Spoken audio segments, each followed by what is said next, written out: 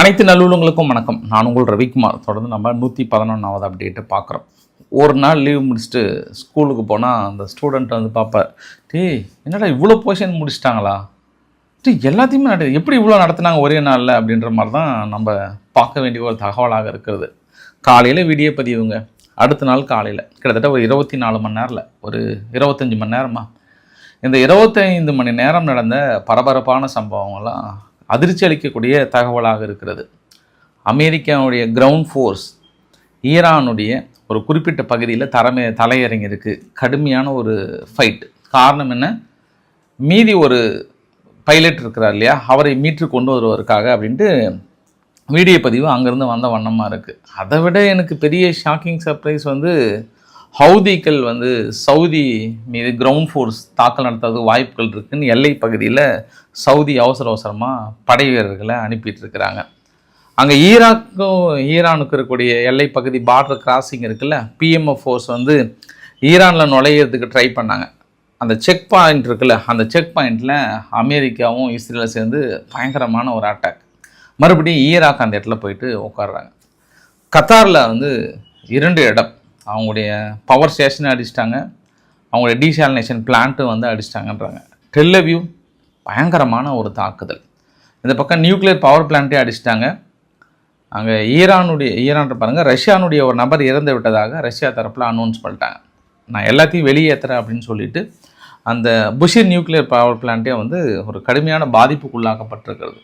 Pedro chemical மீது நாங்கள் தாக்கல் நடத்த போகிறோன்ட்டு ஈரானுடைய மிகப்பெரிய ஒரு பெட்ரோ கெமிக்கல் மீது தாக்கல் நிகழ்த்தப்பட்டிருக்கிறது. தலையே சுத்துதில்லை. இவ்வளோ தாக்குதல்கள், இவ்வளோ பரபரப்பான சம்பவங்கள் அனைத்தும் ஒருங்கிணைந்த ஒரு தகவலாக பார்த்து விடலாம். வாங்க நண்பர்களே, ஒரு நாள் கேப்னால இவ்வளோ நடந்துருச்சு, இனி நம்ம பார்த்துக்கலாம். சம்பவத்தை நேராக போயிட்டு ஈரானுக்குள்ளேயோ இல்லை இஸ்ரேலுக்குள்ளாரையோ இல்லை ஈராக்குள்ளாரையோ இல்லை ஹவுதிகளுக்குள்ளாரையோ எங்கே நடக்குதோ அங்கே நம்ம சம்பவ இடத்துக்கு நேராக விரைய போகிறோம் ஹெல்மெட்டோட. ஸோ வீடியோ பதிவுக்குள்ளே போகிறதுக்கு முன்பு நீங்கள் நம்ம சேனலை சப்ஸ்கிரைப் பண்ணலாம், சப்ஸ்கிரைப் பண்ணிட்டு வாங்க. மறக்காம பெல் பட்டனை கிளிக் பண்ண ஆல் ஆப்ஷன்ஸ் கொடுங்க. வீடியோ கொடுக்கலாம்.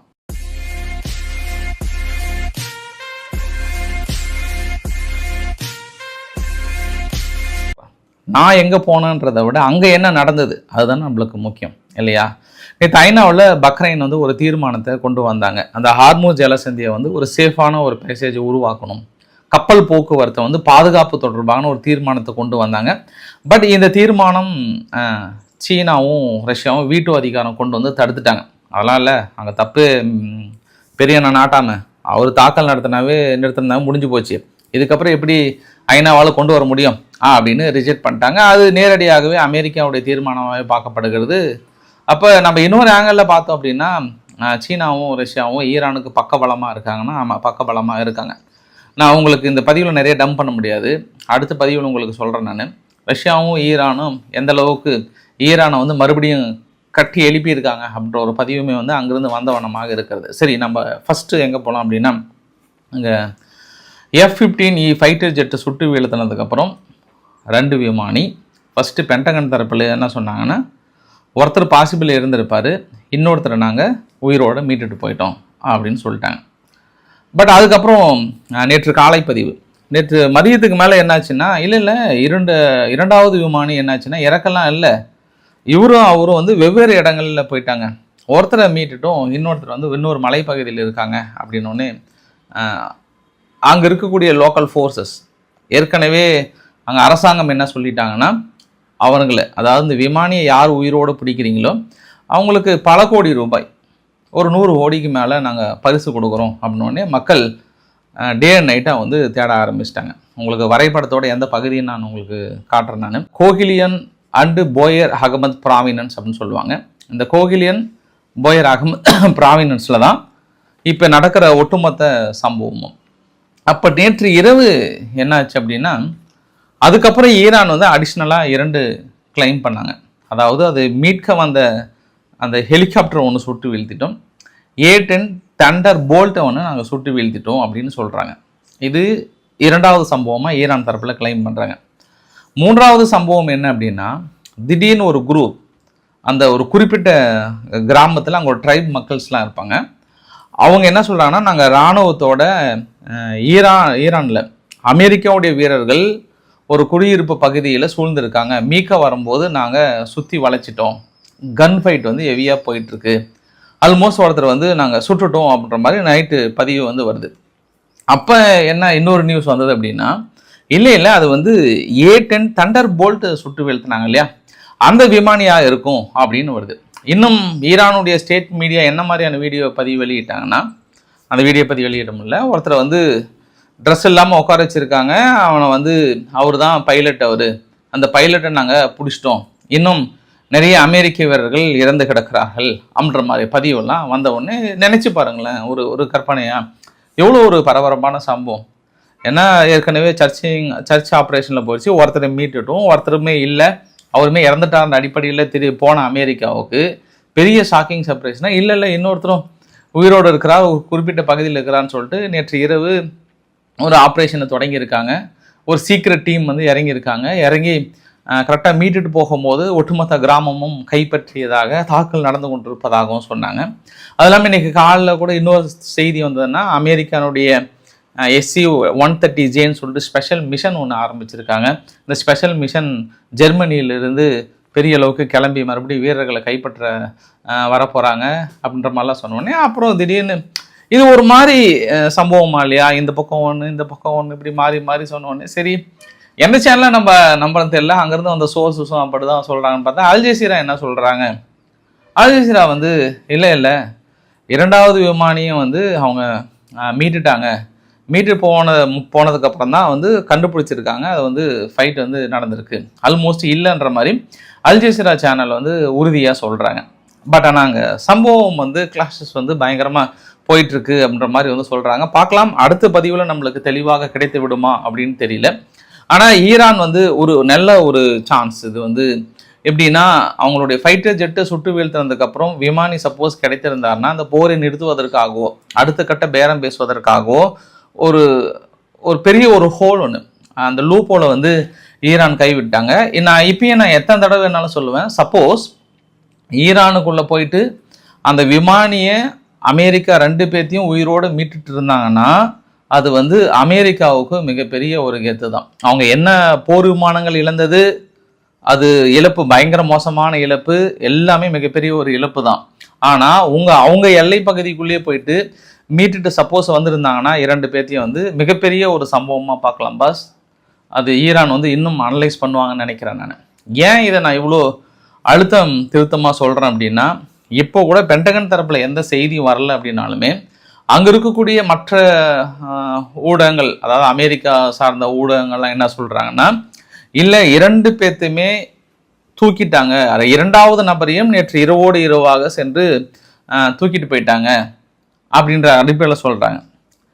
ஈரான் தரப்பில் என்ன சொல்கிறாங்கன்னா, இன்னொரு விமானியை நாங்கள் கைப்பற்ற போகிறோம், கிட்டத்தட்ட பிடிச்சிட்டாங்கன்றாங்க. சரி, எதுவாக இருந்தாலும் இப்போ பகல் நேரத்தில் வீடியோ பதிவு வரட்டுமே, பார்க்கலாம். நம்ம கிரவுண்ட் ஃபோர்ஸ் ஈரானுக்குள்ள தரை இறங்கியதானா இறங்கியது, கண்டிப்பாக இறங்கியது. ஒரு குறிப்பிட்ட கிராமத்தை தனது கட்டுப்பாட்டுக்குள்ளே எடுத்து அந்த விமானியை எடுத்துட்டு போயிட்டாங்களா, இல்லை அங்கே சண்டை போட்டு இழந்திருக்காங்களா, இந்த ட்விஸ்ட் உங்களுக்கு அடுத்த பதிவில் நான் ஓப்பன் பண்ணுறேன். நான் அதற்காக பல பேர் பல கற்பனை கதைகளை சொல்லுவாங்க. பட் நம்ம ரியாலிட்டின்னு ஒன்று இருக்குது, கிரவுண்ட் ரியாலிட்டின்னு இருக்குது, அதை நம்ம அனலைஸ் பண்ணிட்டு தான் சொல்ல முடியும். மொத்தமாக நம்ம பாட்டு ஒரு கதையை அடித்து விட்டுற முடியாது, அது இவங்களுக்கு ஆதரவாகவோ இல்லை அவங்களுக்கு ஆதரவாகவோ வந்து பேசிட முடியாது. ஆனால் இன்னொரு விஷயத்தை நம்ம பார்க்கலாம். நம்ம நேற்று அமெரிக்காவிலிருந்து மிகப்பெரிய அளவுக்கான போர் விமானங்கள் அமெரிக்கா மட்டும் இல்லை, மிடில் ஈஸ்டில் சாரை சாரையாக அணிவகுத்து வந்து கொண்டிருந்தது ஈரான் மீது தாக்கல் நடத்துவதற்கு. நேற்று இரவை பகலாக்கிய ஒரு தாக்குதலை நிகழ்த்தியிருந்தது. காரணம், அதற்கு முன்பு நேற்றைய நாள் டெல்லவியூ மற்ற ஒரு 4 இடங்கள் அங்கே இஸ்ரேலினுடைய மினிஸ்ட்ரி ஆஃப் டிஃபென்ஸ் அந்த பகுதியை வந்து அடித்ததான் வந்து ஈரான் தரப்பில் வந்து கிளைம் பண்ணியிருந்தாங்க. இப்போ மறுபடியும் சாரையாக நேற்று இரவு நடத்தப்பட்ட தாக்குதல் அப்படின்னும் போது ஈரான் 2 வகையான எச்சரிக்கை கொடுக்குறாங்க. ஒன்று வந்து ஈராக் நீங்கள் இந்த விவகாரத்தில் திடீர்னு ஸ்டேட் ஆஃப் ஹார்மஸ் ஓப்பன் பண்ணுற பேரில் வேறு ஏதாவது பண்ணீங்க அப்படின்னா, எங்களுக்கு எதிராக பண்ணிங்கன்னா நாங்கள் கண்டிப்பாக அடிக்க வேண்டியதாக இருக்குன்றாங்க. ஒரு ஆச்சரியமாக இருந்தது திடீர்னு ஈரானுடைய ஸ்டேட்மெண்ட்டு. என்ன காரணம்? ஈராக் தான் ஆல்மோஸ்ட் உங்களுக்கு சப்போர்ட் பண்ணுறேன்னு சொல்லிட்டாங்களே, பிஎம்எஃப் வந்து உங்களுக்கு சப்போர்ட்னோடனே நீங்கள் தாக்கல் நடத்துறதுக்கு முழு உரிமை இருக்குதுன்னு சொன்னாங்கன்னா ஒரு ட்விஸ்ட் அடங்கியிருக்கு. திடீர்னு ஏன் ஈராக்கை எச்சரிக்கை பண்ணுறாங்கன்றது. 2வது ட்விஸ்ட் என்னென்னா, எங்களுடைய ஏர் டிஃபென்ஸ் சிஸ்டம் முழுமையாக எங்கள் கட்டுப்பாட்டுக்குள்ளே வந்துருச்சு. எதிரிகளோட விமானங்கள் எங்களுடைய நிலப்பரப்புக்குள்ளே நுழைஞ்சது அப்படின்னா சுட்டு வீழ்த்திட்டு போயிட்டே இருப்போம். நாங்கள் பாட்டு எதற்காகவும் நாங்கள் வெயிட் பண்ண மாட்டோம். இனிதான் எதிரிகளுக்கு பாடம் புகட்ட போகிறோம். இனி நாங்கள் அடிக்க போகிற ஒவ்வொரு அடியும் வந்து இடி மாதிரி இருக்கும். இனி எதிரிகளோட கட்டிடங்கள் எனிமீஸ் வந்து எங்கேயுமே வாழ இடமில்லாத அளவுக்கு முடிச்சிடுவோம். எதிரிகளுக்கு உதவி செய்கிற நாடுகளும் சரி, யாராக இருந்தாலும் சரி, பிரித்து மேய்ஞ்சிடுவோம் அப்படின்னு சொல்லிட்டு நேற்று இரவே ட்ரம்ப் அவர்கள் என்ன பண்ணிட்டாருன்னா ஒரு பதிவு ஒன்று, அங்கே ஈரானில் மிக முக்கியமான இராணுவ அதிகாரிகள் கொல்லப்பட்டிருக்கிறார்கள், இது நாங்கள் நடத்தப்பட்ட தாக்குதல்னு தனது எக்ஸல பதிவில் போட்டாங்க. ஏன்னா தெஹ்ரானில் விடிய விடிய தாக்குதல் நிகழ்த்தியிருந்தாங்க. அந்த தாக்குதலில் முக்கியமான தலைவர்கள் கொல்லப்பட்டிருக்கிறார்கள். அது இல்லாமல் உங்களுக்கு இன்னும் டைம், அவர் சொன்னது ஏப்ரல் 6ஆம் தேதி, இன்னும் ஒரு 30 மணி நேரம் பக்கம் இருக்குது. அது முடிஞ்சது அப்படின்னா கண்டிப்பாக நான் அடிக்க போகிறோம் அப்படின்னு சொன்னோடனே நீங்கள் என்னங்க சொல்கிறது பாஸ், நாங்கள் ஆல்ரெடி ஸ்டார்ட் பண்ணிட்டோம் அப்படின்னு ஈரான் தரப்பில் என்ன சொல்கிறாங்க, குவைத்தினுடைய எனர்ஜி இன்ஃப்ராஸ்ட்ரக்சர்ஸ் மீது தாக்கல் நடத்துகிறாங்க. அங்கே குவைத்தினுடைய பெட்ரோலியம் கார்பரேஷனுடைய ஹெட் குவார்ட்டர்ஸை அடிக்கிறாங்க. குவைத்தில் இருக்கக்கூடிய டீசாலினேஷன் பிளான்ட் 90% உற்பத்தி செய்யக்கூடிய பகுதியை வந்து அடிச்சிட்டாங்க. மிகப்பெரிய ஒரு அட்டாக். பஹ்ரைனில் இருக்கக்கூடிய பேப்கோ சித்ரா ரிஃபைனரி சுத்திகரிப்பு நிலையங்கள் மீது அடிக்கிறாங்க. பஹ்ரைன் ப்ளஸ் வந்து குவைத், இந்த 2 இடத்துலையும் வந்து மிகப்பெரிய ஒரு தாக்கல் நிகழ்த்தியிருந்தாங்க. நேற்று ஒரு நாள் மட்டுமே ஈரான் வந்து 56 ட்ரோனும் 23 பாலஸ்டிக் ஏவுகணைகளும் வந்து அனுப்பியிருக்கிறாங்கன்றதும் ஒரு கூடுதல் தகவலாக சொல்ல முடியும் நம்ம. ஆனால் அதில் இன்னொரு விஷயம் என்ன அப்படின்னா, இவங்க பதில் தாக்குதல் நடத்தும் போது இஸ்ரேல் என்ன பண்ணுறாங்க, இந்த புஷீர் நியூக்ளியர் பிளான்ட்னு ஒன்று இருக்குங்க. இந்த வரைபடத்தில் பார்த்தீங்கன்னா உங்களுக்கு தெரியும், கீழே ஒரு ரெட் கலரில் இருக்குது பாருங்கள். இந்த புஷீர் நியூக்ளியர் பிளான்ட்டில் யார் பெரிய அளவுக்கு இருக்காங்கன்னா ரோசாட்டம் நிறுவனத்தோட ஊழியர்கள். ரோசாட்டம் நிறுவனம் யாருது, அங்கே ரஷ்யாவுது. ரஷ்யா பெரும்பாலும் பொறுப்பெடுத்து ஒரு 350லேருந்து 400 வீரர்கள் பக்கம் அங்கே பணிபுரிகிறாங்க. அட்டாக் பண்ணதில் ஒருத்தரோ 2 பேரோ இறந்து போனதாக சொல்கிறாங்க. ஏற்கனவே ஒரு 110 பேர் மட்டும்தான் இருக்காங்க. இனிமேல் அந்த பகுதி எப்படிப்பட்டாலும் எனக்கு பிரச்சனை இல்லை, நாங்கள் சொல்லியும் நீங்கள் அந்த தொடர்ந்து நியூக்ளியர் பவர் பிளான்ட்டை அடிக்கிறீங்க அப்படின்னா நாங்கள் ஒன்றும் பண்ண, ஏன்னா கடுமையான ஒரு அட்டாக். அந்த இடத்துலையும் இஸ்ஃபஹான் அப்படின்ற இடத்துலையும் வந்து ஒரு தாக்குதலை பார்க்க முடிஞ்சுது. உங்களுக்கு நான் வரைபடத்துலையும் நான் எக்ஸ்பிளைன் பண்ண விரும்புகிறேன். அது என்னுடைய தார்மீக கடமையும் கூட. ஏன்னா உங்களுக்கு லொக்கேஷனை புரிய வைக்கணும் இல்லையா, அது ரொம்ப முக்கியம். இப்போ அங்கே தெஹ்ரானில் பாருங்கள், மொத்தம் ஒரு 4 இடத்துல வந்து இஸ்ரேல் நடத்தப்பட்ட தாக்குதல். இது அமெரிக்கா நடத்திய தாக்குதல் குறிப்பிடலவங்க, இஸ்ரேலில் மட்டும் குறிப்பிட்டிருக்காங்க.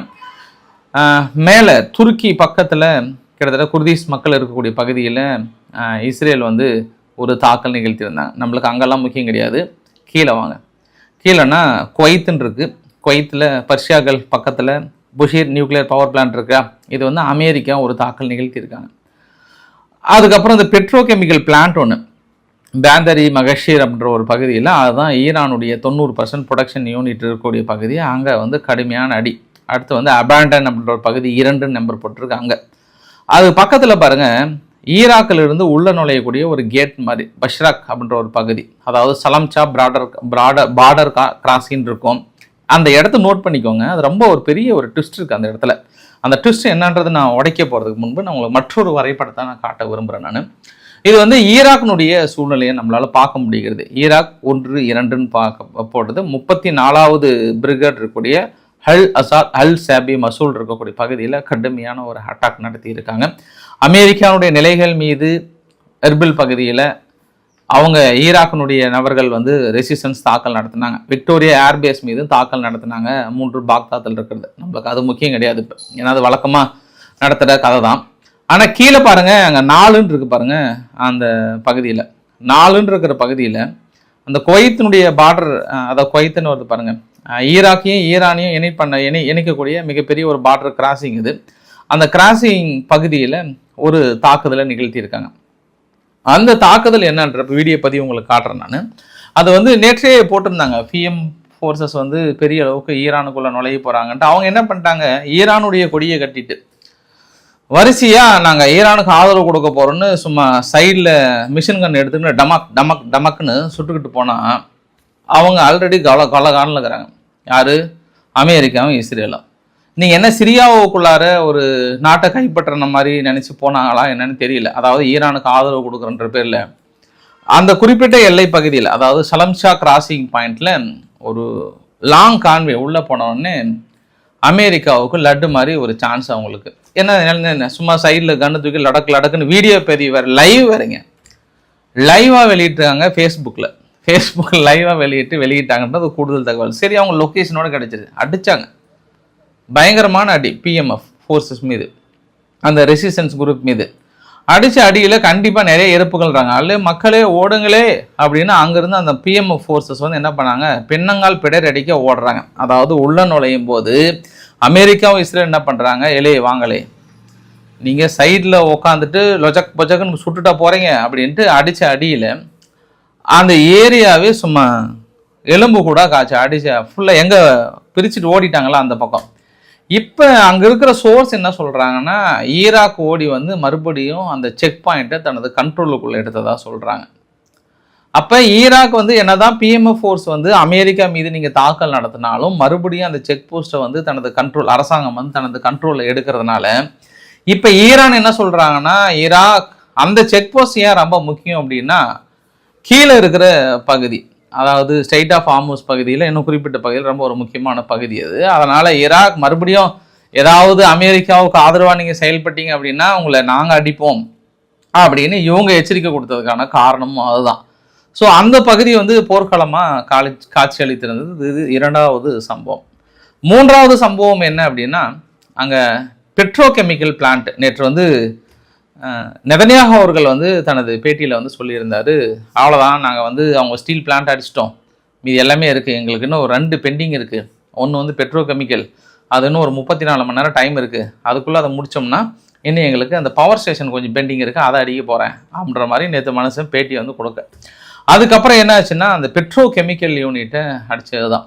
அந்த பெட்ரோகெமிக்கல் பயங்கரமான ஒரு சேதாரம் பார்க்க முடிஞ்சது. அதனால தான் ஈரான் சும்மா வெகுண்டு எழுந்து தாக்க ஆரம்பித்ததில் உங்களுக்கு நேற்றே பெரிய ஒரு பாதிப்புகளை பார்க்க முடிஞ்சது. டெல்லவியூக்குள்ளார ஒரு 5 பகுதிகள் வந்து கடுமையான ஒரு தாக்கல் பார்க்க முடியும். இந்த வரைபடத்தை பாருங்களேன். இந்த வரைபடத்தில் அந்த டெல்லவியூன்னு சொல்லிட்டு பட்டாசு வெடிச்சிருக்குல்ல, அந்த பகுதியில் பெனிபிராக், ரமத்கான், இந்த மொத்தம் 1, 2, 3 இருக்கு பாருங்கள். அங்கே பெரிய அளவுக்கு கொத்து குண்டுகளாக தாக்கல் நிகழ்த்தியிருந்தாங்க. ஒரு இண்டஸ்ட்ரியல் ஜோன் ஒன்று பீர் சேவான்ற பகுதியில் கீழே எகிப்துக்குலேருந்து உள்ள நுழையக்கூடிய பகுதியில் ஒரு தாக்குதலை பார்க்க முடியுது. ரோஸ் ஹசையான்ற ஒரு முழுமையான கட்டிடம் வந்து டேமேஜ் ஆகிருக்கு. அது இல்லாமல் இன்றைக்கி காலையிலையும் பார்த்தீங்க அப்படின்னா பெரிய தாக்குதல், உங்களுக்கான வீடியோ பதிவுகள் நிறைய கிடச்சிருக்கு, அதையும் பாருங்கள். பட் நிறைய வீடியோ பதிவு எடுத்ததுனால எது எங்கே நான் மேட்ச் பண்ணுறேன்னு தெரியல. சப்போஸ் ஏதாவது ஒரு வீடியோ பதிவு மாற்றி போட்டிருந்தீங்கன்னா அதை ஒரு பாயிண்ட்டாக பிடிச்சிட்டு பேசிடாதீங்க, பாஸ் இது வேறு வீடியோ பதிவு எங்கே மாற்றி போட்டிங்கன்னு. ஏன்னா ஒரு 20-30 வீடியோ பதிவாக எடுத்துட்டேன். திடீர்னு காலையில் எடுத்து ஃப்ரெஷ்ஷாக ஸ்கூலுக்கு வந்தால் ஐயோ அதை நடித்துட்டாங்களா, இதை நடித்துட்டாங்களா, அடடா இதை எழுது அதை எழுது அப்படின்னு எழுதுவாங்கல்ல, அந்த மாதிரி என் சூழ்நிலை. அதனால் ஃபுல்லாக நிறைய டவுன்லோட் பண்ணிட்டு, ஏன்னா பெண்டிங் நியூஸ் அவ்வளோ இருக்குது, உங்ககிட்ட லைவாகவும் கவர் பண்ணணும், அடுத்ததையும் கவர் பண்ணணுன்றனால கொஞ்சம் எடுத்துக்கிட்டால் அதை அட்ஜஸ்ட் பண்ணிடுங்க. இன்னொரு விஷயம் என்னென்னா, இப்போ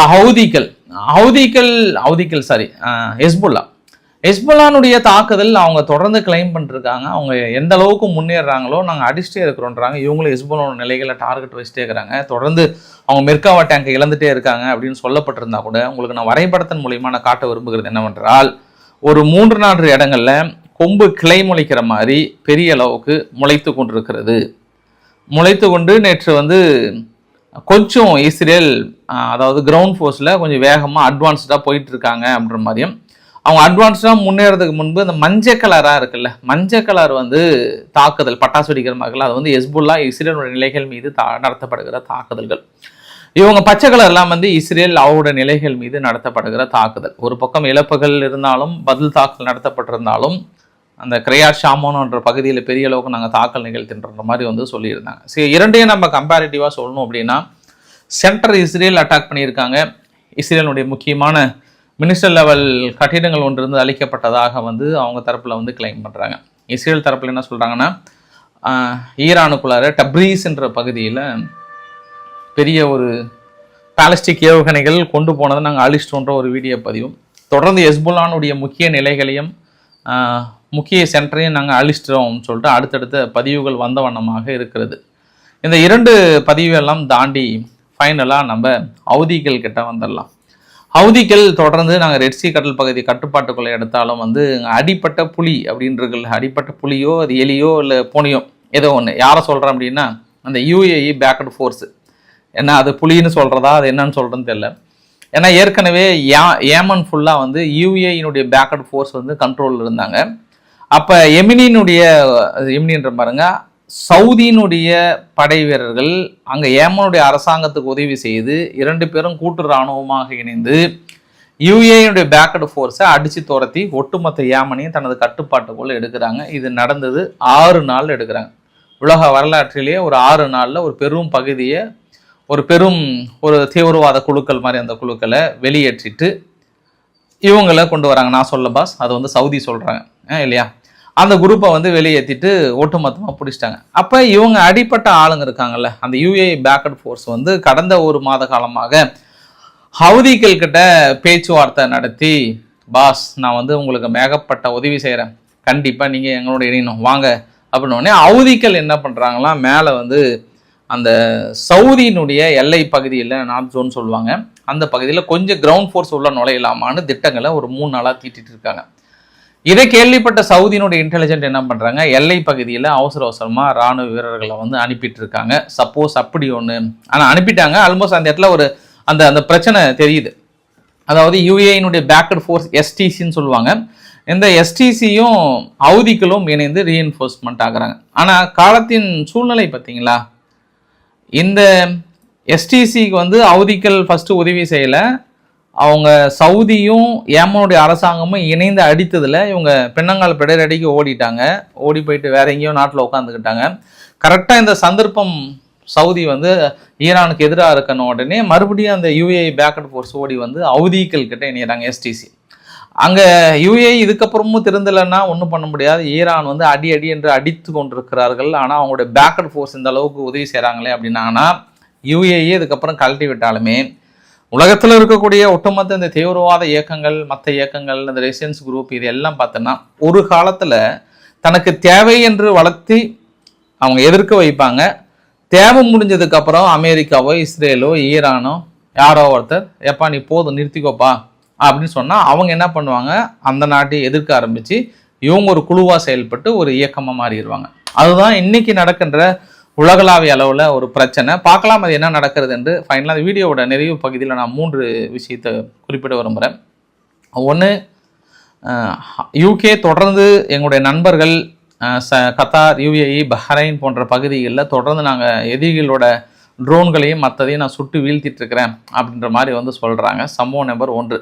சம்பவம் நம்பர் 2, தெய்வமே இங்கேயே வந்துட்டீங்களா, வாங்க நண்பர் வாங்க தெய்வமே அப்படின்ட்டு ஜெலன்ஸ்கி அவர்கள் துருக்கி அதிபர் எர்டகன் அவர்களை போய் சந்தித்து உங்களுக்கு எந்த விதமான தடுப்பு சாதனங்கள் வேண்டும், உங்கள் நாடுகளை நாங்கள் எப்படி காப்பாற்ற வேண்டும், அது இல்லாமல் எங்களுக்கு தேவையான எங்ககிட்ட ஆயில் இந்த கேஸ் எல்லாம் எப்படி நீங்கள் கொடுக்க போகிறீங்க அப்படின்னு அதிகப்படியான அக்ரிமெண்ட்லாம் போடப்பட்டதாகவும் சொல்கிறாங்க. இப்போ அரபு நாடுகளை காப்பாற்றி விட்டு நேராக துருக்கியிடம் சென்று இருக்கிறார் நம்ம ஜெலன்ஸ்கி அவர்கள், ரக்ஸ்கா குஸ்கா அவர்கள். இனி அவர் என்னைக்கு நல்லா பாருங்க, ஜெலன்ஸ்கி வந்து அரபு நாடுகளில் கால் வச்சதுக்கு அப்புறம் தான் தாக்குதல்கள் மிக கடுமையாக இருக்குது. அடுத்த மனுஷன் வந்து துருக்கியிலும் போய் காலடி வச்சிட்டாரு. நீங்கள் துருக்கியில் எதிர்பார்க்கலாம், கூடிய விரைவில் இன்னும் 1 வாரத்துக்குள்ளார துருக்கியை நீங்கள் எதிர்பார்க்கலாம். எனக்கு இன்னொரு டவுட்டு, அவங்களே இங்கேருந்து வரக்கூடிய கேஸும் பெட்ரோல் டீசலும் இல்லாமல் தடுமாறு இருக்கிற இந்த சமயத்தில் அவங்கக்கிட்ட போய் நீங்கள் என்னத்தை ஒப்பந்தம் ஏற்படுத்த போகிறீங்கன்னு தெரியல. துருக்கியே ரொம்ப ட்ரபுளில் இருக்காங்க. இப்போ யாரும் எந்த நாடும் இப்போ ஒப்பந்தம் போகிறது வேஸ்ட்டு. இப்போ இருக்கிற சூழ்நிலை எங்கெங்க கிடைக்குதோ அதை நம்ம யூஸ் பண்ணிக்கிறது பெஸ்ட்டு. பார்க்கலாம். நம்ம இன்னொரு விஷயத்த மறந்துட்டேன். சிரியாவுக்குள்ளார குறிப்பாக அமெரிக்காவை எதிர்த்து, அமெரிக்கானுடைய எம்பசியை எதிர்த்து அங்கே இருக்கக்கூடிய மக்கள் பெரிய ஒரு போராட்டம், Israel Zeus across the Syria ஃபுல்லாகவே கடுமையான ஒரு போராட்டம். ஜுலானி அரசாங்கம் எப்படி தடுக்கிறார்கள் அப்படின்றத பார்த்துடலாம் நம்ம. ஏன்னா ஜுலானி அரசாங்கத்துக்கு வந்து பெரிய ஒரு கடினமான ஒரு காலகட்டம். அவர் வந்து இந்த போர்லேருந்து அவாய்ட் பண்ணணும்னு நினைக்கிறாரு. பட் அங்கே பிரச்சனை. அப்போ நம்ம என்ன புரிஞ்சுக்கலாம், ஒட்டுமொத்த இந்த ரீஜியன் ஃபுல்லாகவே ரீஜனல் யுத்தமாக மாறிடுச்சு. ரீஜியன்னா எங்கே சொல்கிறேன், அரபு நாடுகளில் சொல்கிறேன். அரபு நாடுகளுக்குள்ளார அது ஒரு விதமான இந்த சியா சன்னி பிரிவுகளாக மாறி இனி அடுத்த கட்டத்தை நோக்கி சென்று கொண்டிருக்கிறது. ஒரு பக்கம் தாக்குதல்கள் அந்த பக்கம் இருந்தாலுமே இந்த அரபு நாடுகளுக்குள்ளார வந்து சியா சன்னி அப்படின்ற ஒரு மிகப்பெரிய பிரிவு மோதல்களாக மாற ஆரம்பித்து விட்டது. அதற்கான காலமும் கிட்டத்தட்ட நெருங்கி கொண்டே இருக்கிறது என்பதும் ஒரு கூடுதல் தகவலாக. இனி இந்த ஷியா ஷன்னி பிரிவில் யார் யார் எப்படி மாற போறாங்க, உள்நாட்டுக்குள்ள என்ன பிரச்சனை வரப்போகுது, எந்த நாடு அதை எப்படி ஃபேஸ் பண்ண போறாங்க அப்படின்றத நம்ம பொறுத்து இருந்து பார்க்க வேண்டிய ஒரு தகவல். ஸோ இன்றைக்கு ஓரளவுக்கான தகவல் நான் கவர் பண்ண நினைக்கிறேன். பிடிச்சிருந்தா லைக் பண்ணுங்க, ஃப்ரெண்ட்ஸுக்கு ஷேர் பண்ணுங்க, சப்ஸ்கிரைப் பண்ணுங்க. ரவிக்குமார் சோ மச், எல்லாம் நன்றி, வணக்கம்.